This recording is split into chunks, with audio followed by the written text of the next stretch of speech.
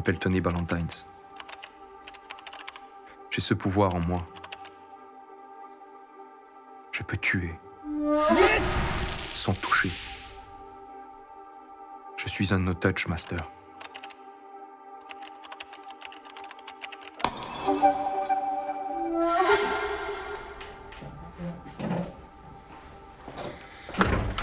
Yo, ça va Tony? Alors, prêt pour la séance de workout? Je crois pas si bien dire, partenaire. Par contre, fais-moi le plaisir de pas chialer cette fois-ci quand je te sécherai au burpees. Ouais, c'est ça, on verra, ouais. Attends 2 secondes, je dois préparer.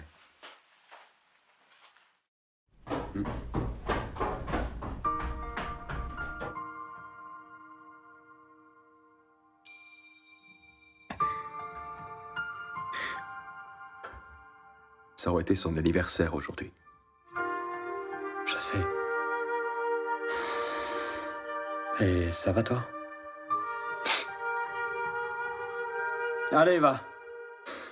Viens me faire pleurer, partenaire. Plutôt 2 fois qu'une.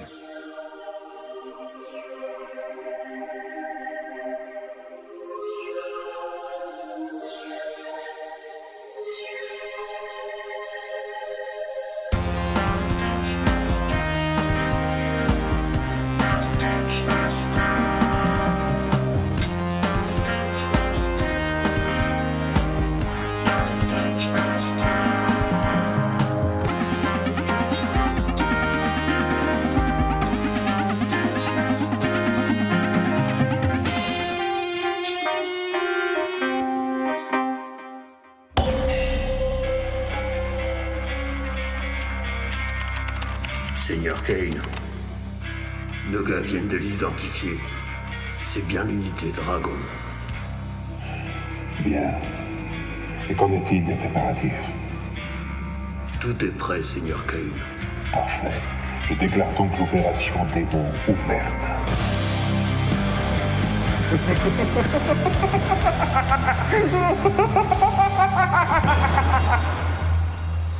« 98, 99 et 100.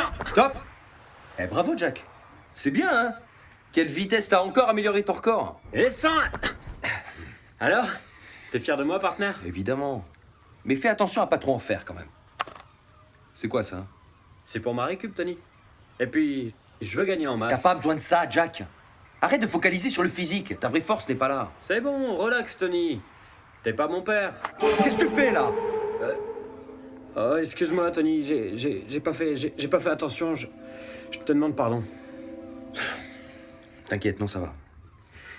Excuse-moi, Bon, allez, c'est moi qui paie le petit déjeuner. Tu l'as bien mérité. Yes! Hein? On dirait qu'on va devoir attendre. Le devoir nous appelle.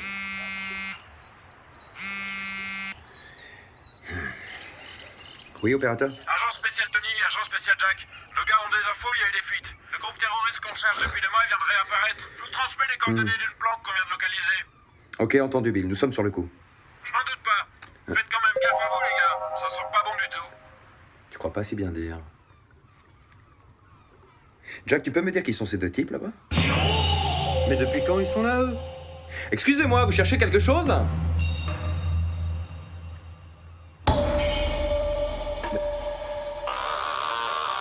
Lâche-la! Mais comment il a fait pour... Jack, on y va. Je m'en occupe.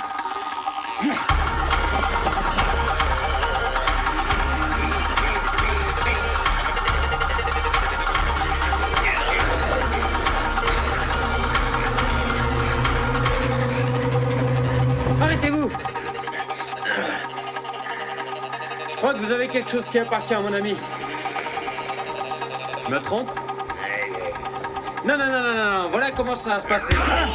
On dirait qu'il t'a touché. Moi qui voulais être diplomate.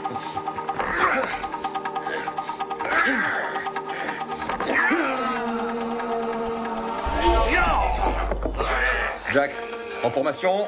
Dragon!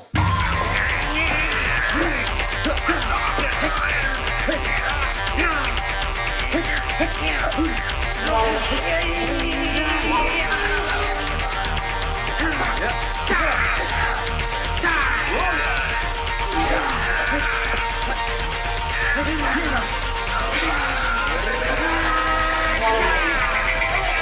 Jack, maintenant.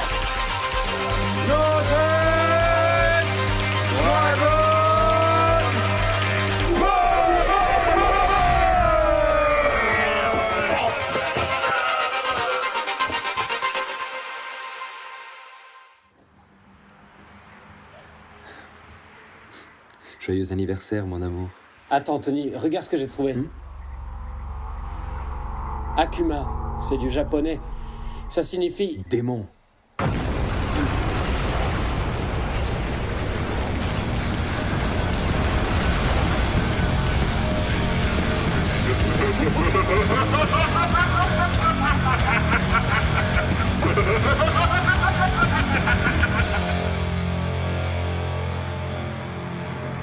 Tony, tu m'entends? Je suis là, Tony. Papa!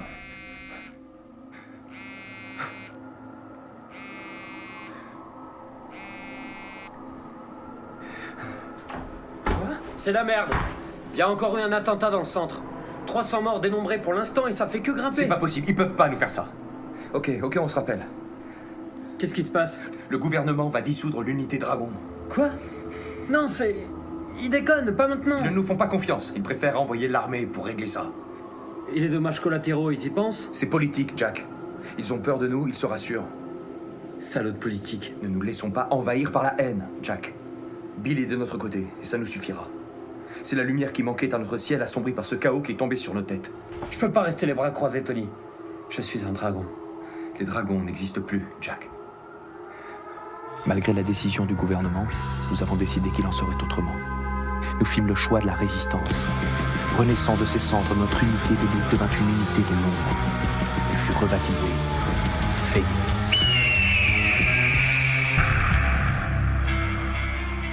Je suis navré, monsieur le Premier ministre. Je vous laisse pleurer vos morts à venir, cordialement. Seigneur Kane, nous avons un problème. Quel est-il, Sbire? L'unité Phoenix est toujours en action malgré nos multiples attaques. Et il semblerait qu'ils aient fait avorter l'opération Z-31. Alors comme ça, il résiste. Il me semble que je vais devoir agir par moi-même. Laissez-moi faire, Seigneur Kane. Qui était en charge de l'opération Z-31, Sbire? C'est moi, Seigneur Kane. Cette opération fut-elle un succès, Sbire? Non, Seigneur. S'il y a bien une chose que j'observe, c'est bien l'approximation est faible et minuscule. Régale-toi donc en enfer, sale petit merde!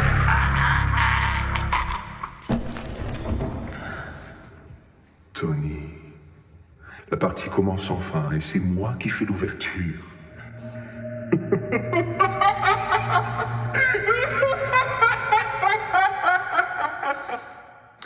J'ai un mauvais pressentiment, Jack. Moi aussi, Tony. Apparemment, nous avons affaire à une organisation pyramidale extrêmement bien organisée. Oui. Et nous sommes seuls cette fois-ci. Le gouvernement nous a lâchés. Je rock. Tu as une idée de qui se cache derrière Démon? Pas vraiment. Nous n'avons affronté que les pions pour l'instant. Et notre dernière intervention n'a rien donné. Échec. Tu te trompes, Jack. Il se trouve que j'ai hacké leur système informatique la semaine dernière, grâce à un cheval de Troie. C'est fou, et tu ne m'avais rien dit. Notre dernière intervention les a mis en déroute bien plus que tu ne le penses. Leurs pièces maîtresses ne vont pas tarder à entrer en jeu. Contre-échec. Eh mince. Et alors? Alors, ils ont perdu beaucoup de temps à cause de nous. Et le temps, c'est de l'argent. Donc ils ont perdu beaucoup d'argent à cause de nous. Ils ont été pris de court. Ils se sont découverts. Qu'est-ce que tu veux dire? Je sais où se trouve leur QG, Jack. Échec et mat. Encore perdu. Bon alors, quel est le plan? On y va et on met fin à cette sombre page de Je l'histoire? te l'ai déjà dit, j'ai un mauvais pressentiment. Je préfère attendre leur premier mouvement. Et en attendant? En attendant, on s'entraîne, Jack.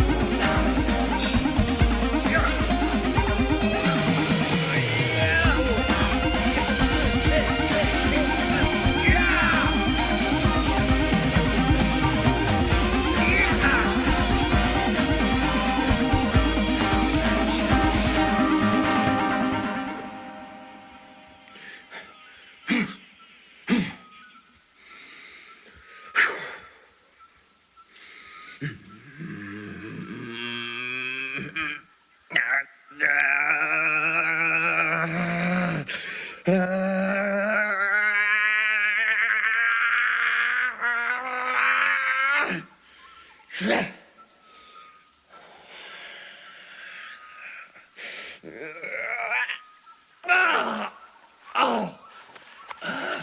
Tony,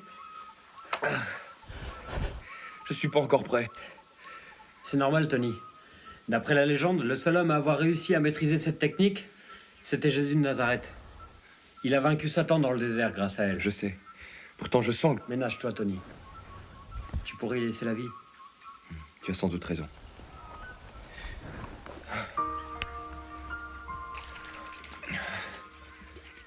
Non, Jack! Arrête avec tes protéines! T'as pas besoin de ça pour être un bon combattant! C'est gentil de t'inquiéter pour moi, Tony, mais vraiment, je vois pas où est le problème. Tu vois pas où est le problème? Non, je vois pas, non. Pourquoi tu cherches à tout prix à avoir des muscles, hein?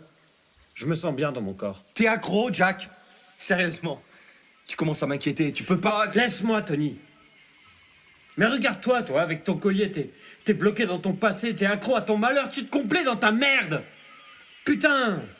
C'est pas de ma faute si t'as un peu de bide. J'ai un peu de... Calme-toi tout de suite, Jack, d'accord? Tu deviens agressif, là.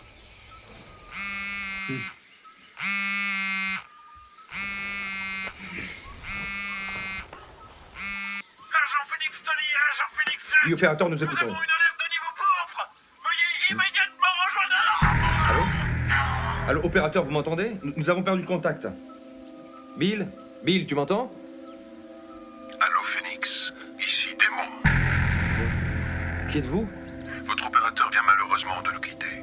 Il s'est subitement mis à vomir ses amygdales tout en essayant d'obstruer sa jugulaire explosée. Vous voulez dire qu'il est décédé? Je ne te le fais pas dire.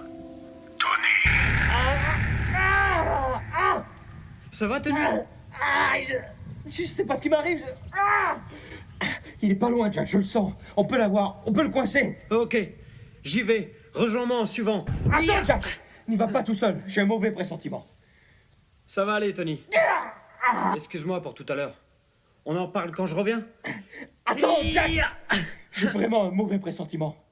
T'inquiète pas. Il est pas encore né, celui qui égalera ma vitesse.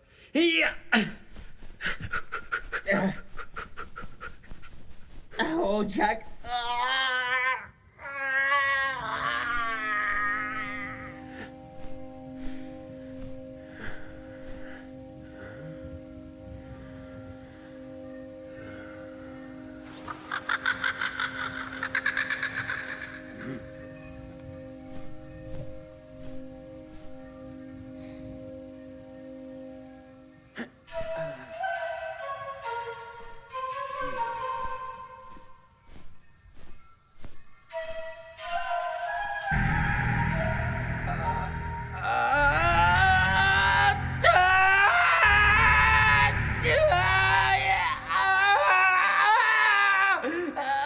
Alors comme ça, le petit dragon se jette dans la gueule du loup. Qui êtes-vous? Je suis le cauchemar de tes nuits.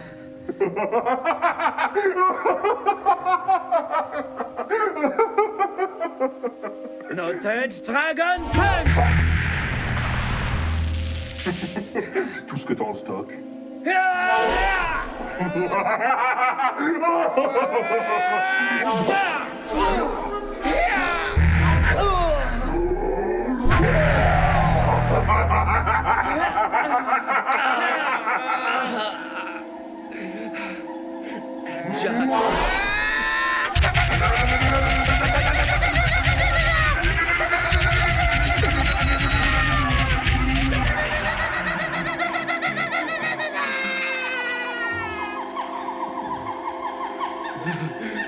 Pourquoi j'ai peur comme ça? Mon pauvre ami, tu ne fais pas le poids. Tu es trop lent. Et moi, je suis bien trop puissant. Bien trop cruel. Bien trop fort.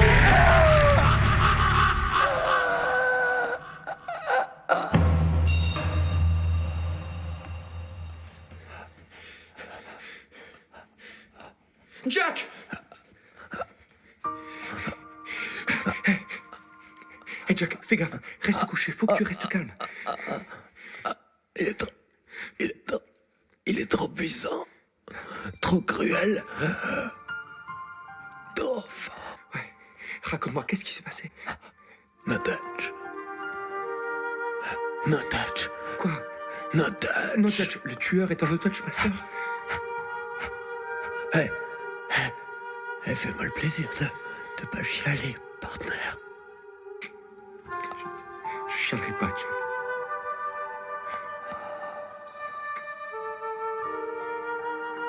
No touch. No touch.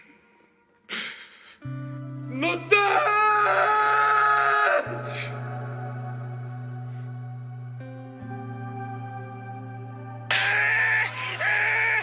Tout ça, c'est ma faute. J'aurais dû l'achever pendant qu'il était encore temps. Plus que 30 secondes.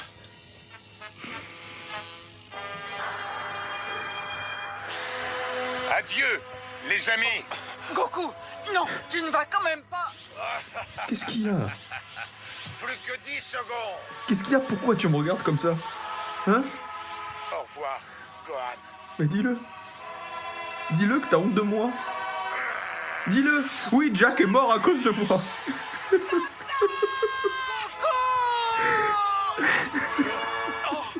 C'est pas ta faute, Tony. Jack? C'est pas ta faute. J'ai choisi ma voie, celle du guerrier. Et je savais que je m'exposais à la mort à chaque combat. Tu me manques tellement. Maintenant, écoute-moi, Tony.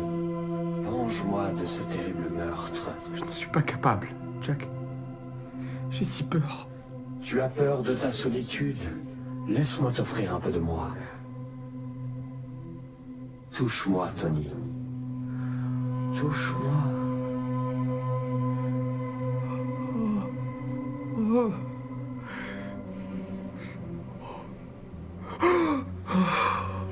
Arrête de tricher, Tony. Affronte tes propres démons. Mais comment?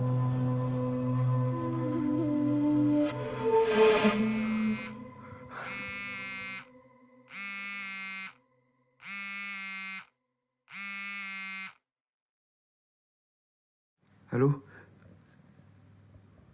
Je sais que c'est toi. J'ai plus rien à perdre. J'arrive.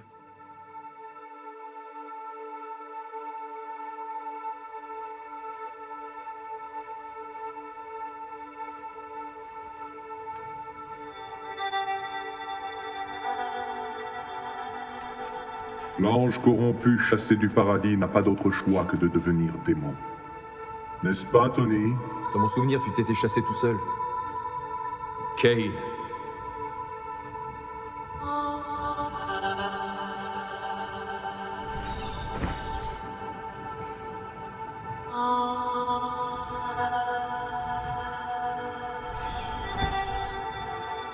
Mon frère. Ça faisait longtemps qu'on ne s'était vu. Et je trouve que tu as bien changé. T'occupe pas de ça, tu veux. Je n'ai pas besoin de ta bénédiction. Ma mission, c'est de stopper la violence. Tire-toi de là tant qu'il en est encore temps. Autrement, ça va mal finir. Comme avec Jack? Pourquoi lui, Kane? Ton ami avait perdu ses griffes, c'est pour cela qu'il est mort. En enfer, il n'y a pas de place pour les agneaux. Et ça vaut aussi pour toi, Tony.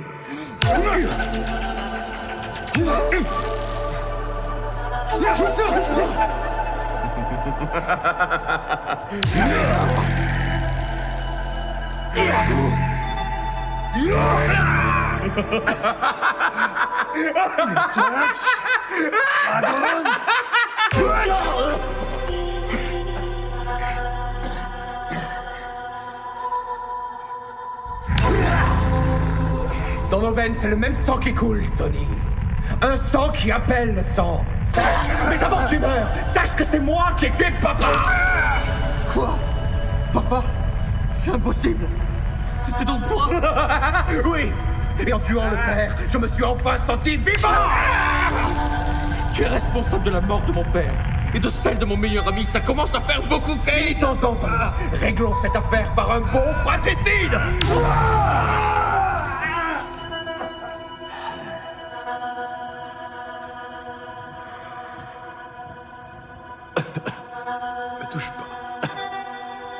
C'est exactement ce que je viens de faire, Tony. Me touche pas. Laisse-moi te donner un peu d'amour, mon frère.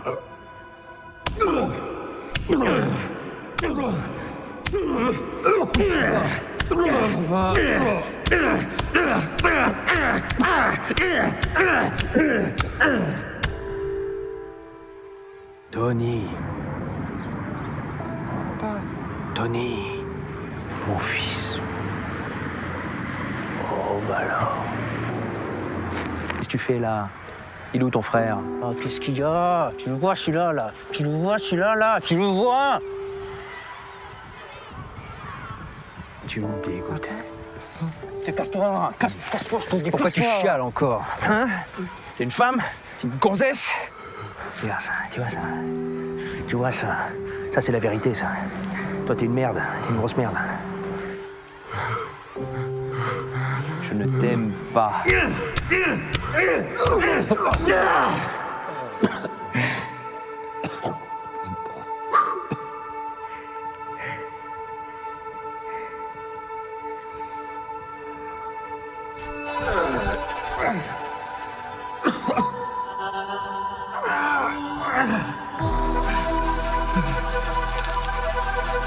J'ai plus peur, Kane.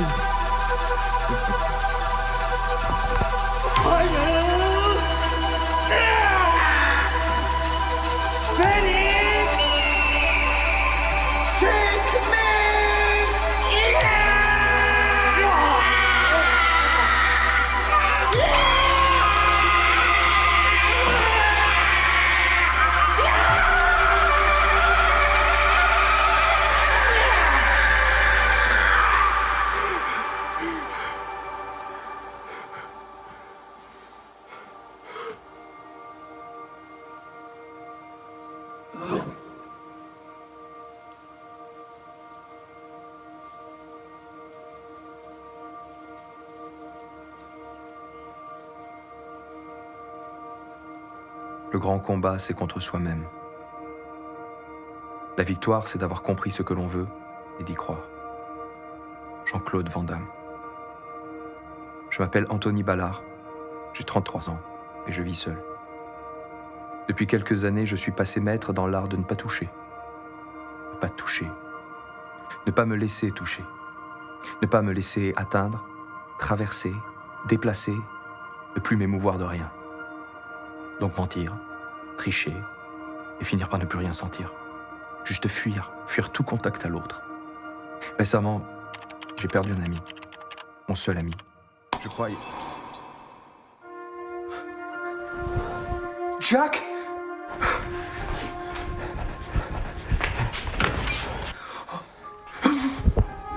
C'est impossible! Comment tu... J'ai pas le temps de t'expliquer. Suis-moi, Tony. De là où je viens, on a besoin d'un Knowledge Master.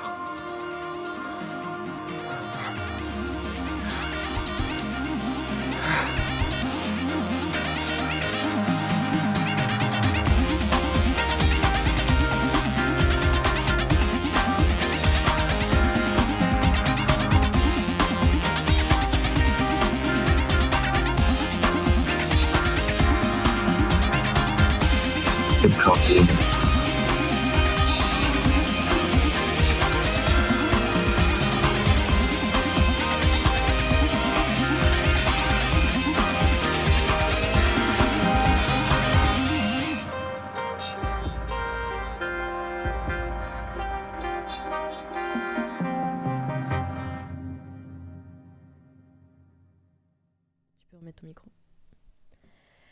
Ok, c'est bon. Bonsoir Charles, merci beaucoup pour ce court-métrage. C'était très sympa. Alors je pense pas que j'ai toutes les refs, mais peut-être qu'on pourrait commencer par te présenter un peu ton cours et nous dire toi qu'est-ce que tu fais dans la vie et dans quel cadre est-ce que tu as fait ce court-métrage. Ouais, bien sûr. Moi, je suis donc je m'appelle Charles-Antoine Sanchez. Je suis comédien en fait à la base. C'est depuis ma formation en fait. J'ai fait mes études à Lyon et je fais principalement du théâtre. Après, je fais aussi en tant qu'acteur un peu de ciné, des séries, des choses comme ça. et travaillais avec des potes à moi qui avaient une boîte de production. On s'est pas mal travaillé ensemble. Et petit à petit, voilà, j'avais envie d'aller gentiment vers la réalisation, que j'allais vers l'écriture, etc. Alors tout est parti un petit peu de bandes démos que j'avais réalisées, des bandes démos d'acteurs qui sont en fait si vous voyez ce que c'est, mais c'est genre un peu la carte de visite pour les acteurs maintenant, où dès qu'on veut postuler un casting, on nous demande de faire des courtes vidéos qui répertorient un petit peu tout ce qu'on a pu faire. Oui. Et voilà. Et donc à un moment donné, moi j'ai décidé pour ma première réalisation d'en faire une fausse, en fait, où finalement je faisais des faux extraits de films. Et à l'intérieur de ça, il y avait un extrait d'un nanar, en fait, un film de kung-fu avec les personnages qui sont là, où j'avais repris une scène d'un nanar existant qui s'appelle Clash of the Ninja de Geoffroy O. Et voilà. Et donc à partir de ça, je me suis dit, à partir de cette scène, j'ai poussé le truc plus loin. Je vais essayer d'en faire un film, raconter l'histoire de ces personnages, en fait. Et voilà. Et en creusant, j'ai creusé sur cette histoire de No Touch qui me faisait bien marrer. Je trouvais qu'il marchait bien dans ce truc de nanar où on sait pas trop si c'est du lard ou du cochon, si chercher cet endroit de l'humour, parce que pour moi c'est avant tout une comédie, cet endroit d'humour où on ne sait pas si ces gars-là se prennent au sérieux ou pas, et on sent que ça déborde, quoi. On sent que c'est souvent ça dans les nanars. Enfin moi c'est un truc qui m'a toujours beaucoup plu et qui est un peu perdu d'avance, c'est celui qui fait tout, c'est-à-dire qui produit, qui réalise, qui scénarise, qui fait tout. Et ça me plaisait de me mettre dans cette situation pour chercher cet endroit de l'humour, voilà. Donc c'est moi qui ai produit, c'est moi qui ai réalisé, c'est moi qui ai joué plusieurs personnages. Ça m'amusait de faire ça. Ça se voit. Ok, super. Alors moi tu m'as dit que ton cours c'était plutôt une autoprod. Là tu nous parles d'amis qui ont une boîte de production. Est-ce que tu peux nous en dire un peu plus sur la façon dans quelle production tu places ton court-métrage? Autoprod dans le sens, moi mes amis, ils avaient, on travaillait ensemble, mais le moment où elle a fermé la boîte, c'est le moment où je me suis dit il faut que je fasse mon court métrage, en fait, parce que sinon j'aurais pas pu en profiter. Donc en fait, j'ai surtout profité, ce qui est énorme, hein, de leur savoir-faire et du matériel qu'ils avaient à disposition et qu'on avait à disposition à l'époque. Donc j'ai pas eu dans tout ce que j'ai investi, il n'y avait pas de location, de choses comme ça, ce qui est déjà énorme. Ok, oui, du coup ton budget, il n'y avait pas de tout ce qui est matériel dedans. D'ailleurs, est-ce que tu peux nous dire quel était ton budget et du coup à quoi a servi ton budget? Le budget, il était au total, je crois qu'il était entre 900 et 950 euros, je crois. C'est-à-dire même le disque dur compris pour les rushs et tout. Mais en quoi ça a consisté? C'est principalement la location d'une voiture pour tout ce qui était déplacement, tout ça. Location de lieux. En fait, il y a plusieurs lieux. Enfin, il y a un lieu, plusieurs décors dans le même lieu, en fait. On voit le combat final, c'est le même parc, en fait. C'est le parc qui est à Paris, qui s'appelle le parc d'agronomie tropicale, si je me trompe pas. Qui est un peu caché, qui est pas très connu. Mais voilà, j'ai découvert ce lieu-là par hasard. C'est-à-dire en allant sur des sites au départ de décors, mais en fait c'était beaucoup trop cher.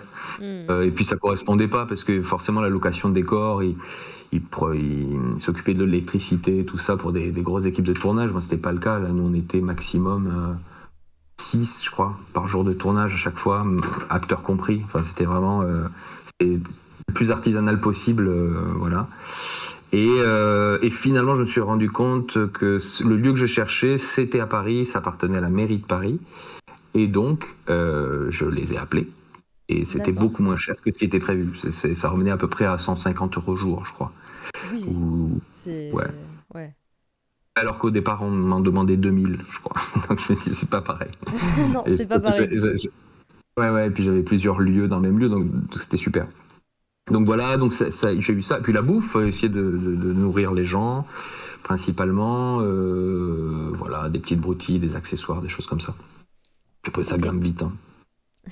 Oui, c'est vrai. Du coup, tu nous as dit que tu étais en petite équipe. Vous étiez combien dans l'équipe? Est-ce qu'il y a des postes dont tu t'es passé par économie ou Oui. pas du tout? Bah, si. Bah, après, je le savais, c'est que pour le son, principalement le son, je savais que je voulais je voulais tout faire en post-prod après. De toute façon, pour avoir ce côté, enfin voilà, Doublage un peu. ouais, doublage foireux, mal fait. Et d'ailleurs, c'était assez drôle. On les a fait vraiment dans la chambre de mon fils sous des plaids. Enfin, je pense que c'était encore plus drôle que le film en soi. La cabane. Ouais, c'était vraiment ça. Donc le sondier, c'était quelqu'un de l'équipe, de mes amis, mais qui n'était pas du tout sondier à la base, qui s'en occupait. On tournait à chaque fois avec 2 cams. Ils étaient 3, chaque fois on va dire en technique. Moi j'assurais le script aussi seul. On était 2 comédiens. De toute façon on était 2 comédiens pour tout faire, tous les personnages. Il y en a 2 autres qui nous ont rejoints pour une demi-journée pour faire les figurants sur le premier combat, la Lesbire Power Rangers, Oui. un peu là. Power Rangers, ouais. Ça a Ouais, été c'est dit dans vraiment le ça. chat. Ah ouais, ah bah alors elle a bien vu, oui, il a bien vu la ref. Et puis après, c'est à peu près tout. Et une personne, après une 6e du coup qui s'occupait plutôt de tout ce qui était régie en fait. Ok. D'accord. On a Claire qui nous demande dans le chat, sondier, c'est quoi exactement comme métier? Un G-son quoi, en tout cas. Enfin, là c'était la prise de son sur place, s'occuper de la prise de son de. Mhm. Après, moi, c'est en post-prod. Là, j'ai un autre ami qui a bossé, mais là, qui est un G-son plus sur la créa sonore un petit peu. Et puis voilà, tout ce qui était le doublage, le prendre en charge, etc. Créer la cohérence globale. On travaillait ensemble. D'accord, ok. Super. Oui, du coup, c'était quand même une petite équipe, quoi. Ah oui, mais toute petite, oui, mais c'était mon envie aussi, hein, de vraiment essayer de faire de façon extrêmement artisanale. Après, parce que pour moi, ça a aidé. Enfin, pour moi, j'avais envie de me mettre aussi dans cette condition de. Je voulais explorer cet endroit du nanar. Encore une fois, je reparle de ça parce que c'est le point de départ. Mais sans m'en moquer, un peu compliqué, mais parce que c'est rendre hommage au nanar et en même temps essayer de pas le pasticher. La postiche est là, la grosse perruque, mal faite, etc. Justement, ça. Et par contre, la pastiche, non, essayer d'arriver à me mettre aussi dans cette condition-là et puis se trouver de. Je me disais que de toute façon, mon premier film, il serait raté parce qu'il s'est fait. On avait très peu de temps, on l'a fait en 3 jours. C'est le seul temps que j'avais pour réunir l'équipe. Donc je me suis dit, écoute, autant se mettre dans le scénar des enjeux beaucoup trop forts, créer un décalage ou même pour jouer, c'est trop compliqué parce qu'on se dit, enfin, on n'est pas crédible une seule seconde de se dire qu'on bosse pour le gouvernement, etc. Mais essayer de créditer tout et voir que ça va créer des petites aspérités comme ça pour que les petits accidents créent aussi créer l'humour de tout ça et voilà. On s'amusait à tout ça, tous ensemble, comme des gamins. Bon, en tout cas, j'aimerais bien rater mes courts-métrages comme toi. Oh, c'est gentil. On a Claire dans le chat qui apparemment a fait tous les repérages avec vous parce qu'elle connaît tous les lieux. Du coup, elle nous dit c'est la Villette, je reconnais le canal de l'Ourcq. Est-ce que du coup, ces lieux-là, c'est des lieux extérieurs? Donc, t'as fait des demandes à la mairie pour tourner. Est-ce que t'as payé pour les lieux, vu que c'est de l'extérieur ou pas? Alors celui-là, pas du tout. Alors ouais, moi j'aurais bien aimé que ce soit la Villette, puisque j'habitais pas loin de la Villette à ce moment-là. Mais non, justement pour ces histoires, je préférais m'isoler plus. Donc c'est l'autre canal, en fait, c'est le canal de Saint-Denis. C'est à Aubervilliers qu'on a tourné. Ouais. Pour les premières séquences. Et après, il y a le parc d'agronomie tropicale.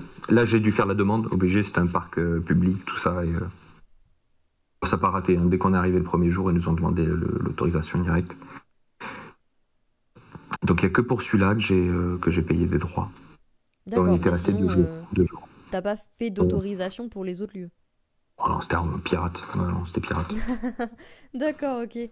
Moi, j'avais une autre question aussi. On voit que, du coup, la photo, ou en tout cas les images de l'amoureuse, je crois, de ton personnage, donc de Tony. C'est Lucy Liu, si je me trompe pas. Absolument. Absolument. Qu'en est-il des droits concernant les images de Lucy Liu que tu mets dans ton court-métrage? Voilà, j'avoue, c'est vraiment pareil, hein, c'est un mode pirate, hein, c'est vraiment... pris juste une petite image, je me suis dit, ça passe. Je me suis pas plus posé la question que ça.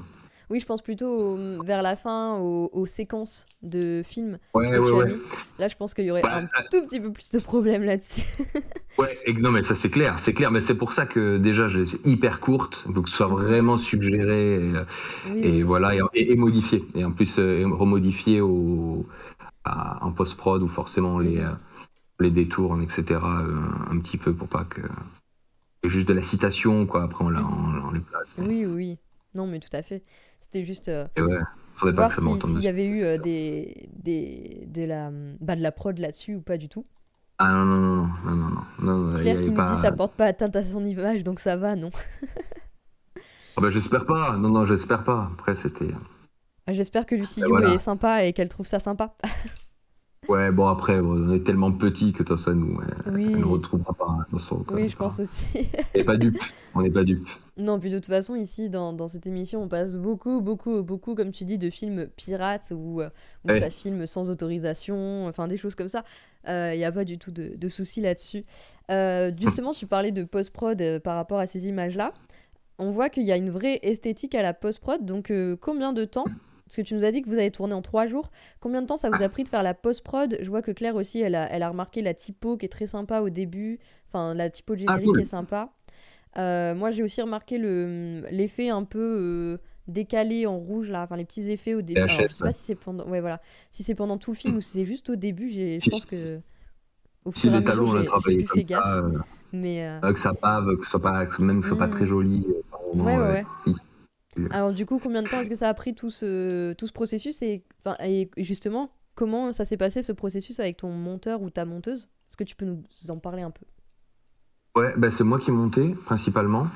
Après, moi, je suis très lent du coup en montage parce que c'est pas mon métier. Moi, j'étais formé, j'avais fait un stage de montage, tout ça pour avoir quelques bases. Et après, j'ai l'équipe montage pour moi, donc moi je suis assez lent, donc voilà, j'ai mis du temps. Alors après, en tout, je saurais pas te dire combien exactement, parce que comme je bossais pas mal, tout ça, c'est dès que j'avais un peu de temps libre, je m'en occupais. Après, j'ai mon collaborateur, Vivien, et puis qui était mon chef op, qui m'a aidé, qui m'a fait... On s'est retrouvés pour retravailler le montage, et il m'a aidé un petit peu là-dessus. C'est lui qui m'a fait les talos. Et en tout, c'est-à-dire qu'entre la fin du tournage et le moment où j'ai sorti le film, il s'est passé à peu près un peu plus d'un an, à peine plus d'un an. Et en vrai, j'ai pas passé un an à monter. C'est que je faisais pas mal de choses à côté, donc j'avais pas le temps. Il y a eu un Covid aussi entre-temps, si j'ai pas de bêtises. Oui, je crois, oui. Ouais. Ça me dit quelque chose. Ah ouais. Non mais je crois que j'ai sorti juste après, quand on a pu sortir. Ouais, je crois que c'est ça. Je l'ai sorti en 2020, je crois. Donc ouais, c'est ça. Je l'ai finalisé pendant le Covid. La finalisation, ça a été à distance. On a bossé. En fait, on a terminé par le son principalement. Par le doublage sous les couvertures, c'est ça? Non, ça c'était avant. C'était déjà dans les boîtes, mais après de justement de pouvoir travailler sur l'esthétique avec comme il a travaillé le son, Étienne, voilà, l'esthétique globale. Du coup, au niveau des musiques, tu as un compositeur ou est-ce que c'est toi aussi qui le fait? Non, ça non. J'ai le thème principal, c'est un ami à moi qui l'a composé. Après toutes les musiques du méchant, c'est-à-dire c'est un groupe de stoner. En fait, c'est mon deuxième cadreur, Sébastien, c'était son groupe en fait, donc il m'a laissé piocher dans leur musique. Ça, c'était super cool. Et après c'est de la récup de thèmes existants et qui sont lâchement volés et puis modifiés juste un petit peu pour que ça passe en termes de droit. Ouais. Et toutes les musiques un peu émotion, c'est du truc d'animé japonais, de One Piece ou il y en a un d'Evangelion, je crois aussi. Voilà, qui est cette ref de ces mecs perdus, adolescents là. Oui, on voit Voilà. aussi Naruto. Pas Naruto, non, Ah, Dragon c'est Ball. DBZ. Ouais, pardon. DBZ. Oui, on voit aussi Dragon Ball. Bah déjà, de toute façon, la scène où il essaye... Alors, je sais pas, j'ai pas trop compris ce qu'il essaie de faire, mais c'est le Kamehameha, quoi. Enfin, ça se comprend. Moi, de toute façon, Clairement. j'ai vu le faire, j'ai fait « Ah, c'est le Kamehameha, ça !» Oui, bah oui, Voilà. c'est ça. Hein. Oui, donc on ressent un peu ces vibes-là. Alors, je sais pas du tout si c'est une des inspirations du truc, mais moi, franchement, il y a des fois, j'avais vraiment l'impression de voir Brice de Nice, quoi. Dans la façon de jouer et le personnage principal, la façon dont il Je vois ce que parle, tu veux dire. on dirait Brice de Nice, quoi. Je vois ce que tu veux dire, ouais. Bah déjà la coupe va vachement aider à ça, au côté Brise de Nice. Mais ouais, il y a un peu de ça. Il y a un peu de ça. Ça pour le coup, c'est pas une rêve que j'ai conscientisé, mais il y a un peu de ça. En tout cas, c'est ce personnage de comédie qui est un peu paumé. Ouais. Après, comment dire ? C'est ça que je faisais référence à la bande démo de départ, c'est que comme je suis comédien à la base, tout ça, c'est vrai que ce film, pour moi, le sujet principal du film, c'est pas tant le no-touch, c'est pas tant tout ça, c'est le décor. Pour moi, le sujet, ce sont les personnages. En fait, pour moi, mes personnages, c'est-à-dire que c'est le personnage, comment dire, comment te l'expliquer sans que ça prenne trop de... Pour moi, ce sont les personnages qui écrivent leur histoire, en fait, et que ça déborde. C'est mal écrit parce que c'est eux qui essaient de mettre trop d'eux, en fait. Et voilà. Et c'est ça que je voulais creuser. Et c'est pour ça que je l'appelle Charles A. Sanchez, ce personnage, et pas Charles Antoine Sanchez. Je modifiais nos prénoms. Parce qu'après, c'est aussi un truc que moi, je développe maintenant. J'essaie d'écrire leur histoire à ces personnages-là, ce duo-là, en fait. De ce duo, de ce mec qui essaie de faire un film, mais en fait, ça déborde. On voit, il essaie de tout faire, et en fait, on voit qu'il est à côté, qu'il est vraiment à côté, mais j'essaie de pas me moquer de lui, d'apporter de la sincérité, la juste sincérité de ça. Voilà. Après, à ma modeste échelle, hein, j'essaie. C'est un peu un labo. C'est pour ça ce film aussi, c'était un labo pour moi, pour creuser et tenter des choses. Mhm. Essayer en tout cas donner de la vie à ces personnages-là, à ce duo-là qui me plaisait bien. La Qui se façon cache que t'as derrière sa perruque blonde. Ouais. La façon que t'as d'expliciter ça me fait un peu penser à Alexandre Astier avec le personnage de Perceval dans Kaamelott, où vraiment, en fait, c'est un personnage qui est là pour qu'on se moque de lui, mais en même temps, il a une vraie personnalité, et il essaie vraiment les choses. Enfin, c'est un personnage qui est vraiment développé pour avoir un peu ce double sens que j'ai l'impression que t'as avec ton personnage. Donc je trouve que c'est une très bonne c'est une très bonne analyse de ce que tu fais. On va parler un peu plus de prod au niveau des scènes. Donc moi j'ai pensé notamment, il y a une scène qui m'a fait tilter, c'est la scène de début sur le pont, quand ils se mettent, alors je sais plus si c'est sur le pont, mais ils se mettent à courir, et sur le plan ils se mettent à courir en même temps qu'il y a un vol de pigeons qui passe. Ah oui. Comment est-ce que vous avez calé les pigeons? Ah, ben ça. En fait, ce qui s'est passé, c'est aussi simple que ça. C'est quand on tournait donc sur les quais du canal Saint-Denis. Donc on était sur une rive, mes potes étaient sur l'autre rive à filmer, quoi qu'une longue focale. Et devant la caméra, à un moment donné, il y a des pigeons qui se postaient. Et du coup, on se hurlait d'une rive à l'autre en disant « Attends, on la refait !» Et j'avais un pote qui faisait des gestes comme ça pour faire partir le pigeon. Et on s'est dit « C'est bon, on a notre money shot. » Voilà. Et ça allait bien. Notre money shot, c'est juste un petit pigeon là, bien crado qui passe. On s'est dit « Ouais, ça va. Ça va avec l'esthétique globale du film, c'est cool. » Oui, en plus, ça on rend était très vraiment fiers. bien. Oui, ça rend bien. Ça accompagne le mouvement aussi. C'est top. Ouais. J'étais content. Alors moi je pensais que peut-être il y avait vraiment eu une technique dessus, parce que moi je sais que j'ai déjà fait un tournage où on utilisait les canards d'un étang, et le but c'était que les canards vraiment ils viennent au moment où l'enfant du film mettait du pain. Et le truc c'est que comme il savait qu'il avait du pain, il restait là, et donc on pouvait pas faire le plan. Et donc il y avait là c'est un peu anecdote de tournage, hein, mais pour que ça marche, il y avait l'acteur enfant avec le pain qui attendait. Et il y avait de l'autre côté un autre technicien qui donnait du pain pour faire en fait venir et partir les canards, quoi. Donc tout ça pour faire ce plan-là. Donc je me suis dit peut-être il y a un peu de ça en mode ils ont mis du pain et ils les faisaient partir après. Mais non, en fait c'était vraiment un peu plus à la sauvage, on va dire. Ouais, bah ça a été du one shot. C'est-à-dire que là, les pigeons, une fois qu'ils sont partis, ils reviennent plus. Hein. C'est que Ouais. donc là. Non, les canards ils reviennent. Ils volaient tes canards? Un petit peu pour aller de l'autre côté plus vite. Un petit peu. Ouais. Ah, nous non. Ouais, bah écoute. Je pense Alors, que c'est compliqué, hein, les animaux, pour leur faire oui, faire ce que c'est tu compliqué, veux. ouais. Bah même les animaux un peu plus dressés, moi je sais que j'ai déjà fait aussi un tournage avec un chien, c'est compliqué. Même Ouais, tu dressés, quand ils en ont marre, c'est fini quoi. Bah ouais, ça triche pas. On a Claire qui nous demande aussi sur une autre scène, est-ce que pour les pions, donc la scène des pions, alors d'ailleurs l'idée du bain à bulles, ça m'a fait trop rire. Est-ce que pour les pions vous avez fait des répétitions, genre vous avez tout fait avant pour ne pas avoir de faux raccords? Absolument pas, c'est un gros n'importe quoi, assumé. Dit, allez, non. On assume les faux raccords, on assume que justement ces personnages-là ne savent pas du tout jouer aux échecs et que justement. Mais d'ailleurs, c'est ce qui est dans le film, hein, c'est que quand il lui annonce échec et maths, il a joué 4 fois d'affilée. Le contre-échec. Oui, contre-échec, voilà, qui veut absolument rien dire. Enfin, voilà. Mais par contre, essayer d'être le plus sérieux possible, comme si c'était la partie de leur vie, quoi. Mais non, là, du coup, c'était complètement assumé que c'était du gros n'importe quoi. Ouais. Mais même moi, j'ai même pas essayé de rechercher les faux raccords. Ça, en vrai, ça passe. Hein. Oui, bah après, quand on est dans l'histoire, on fait pas attention. Moi, je sais que quand je remarque des faux raccords, souvent, c'est quand l'histoire n'arrive pas à m'immerger assez. Et du coup, je fais plus attention à la technique qu'à l'histoire qu'on me raconte. Et donc, c'est là que je vais voir les faux raccords. Là, j'ai pas fait attention. Après, je me doutais, vu la partie, que c'était... voilà, on s'en fout. Oui, voilà. Mais voilà, c'était une question du chat.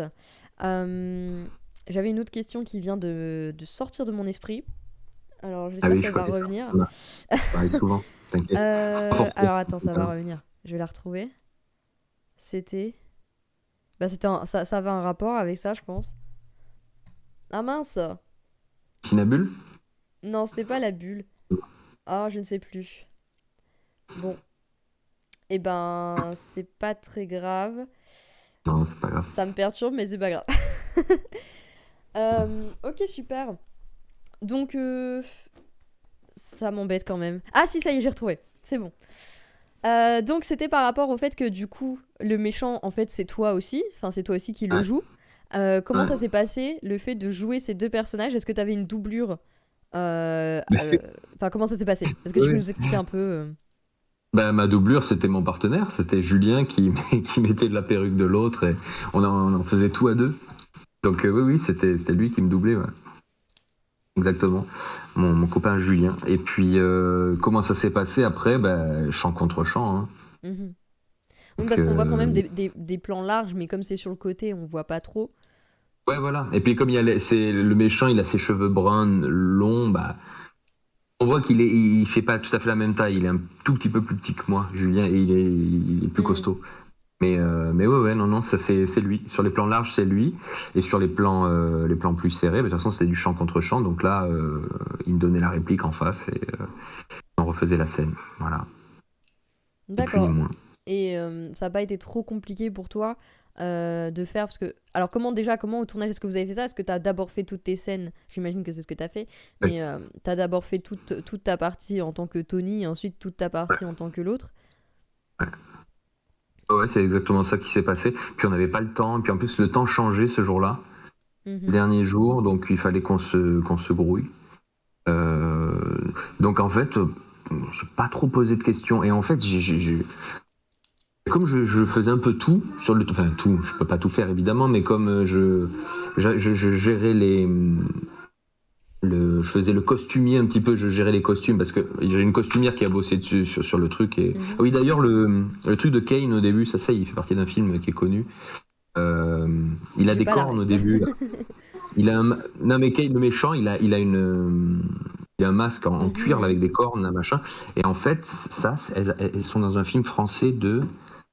Merde, comment il s'appelle ce film? Avec Pio Marmaille et Adèle Haenel, je crois. Une comédie. Merde, je saurais plus le dire. Mince. Ouais, ça me dit rien. Mais tu vois ce qui t'est arrivé, il m'arrive la même chose. Bon bref, en fait c'est un film français, voilà, et en fait elle avait récupéré, puisqu'elle était costumière sur ce film, et elle avait pu m'avoir ça pour donner de la gueule aux méchants, et lui donner un côté très Power Ranger, justement. Méchant, très méchant. Et, méchant, très méchant, vraiment très méchant. Ouais, voilà, c'est ça. C'est ça dès qu'il prend la parole, il dit des choses horribles.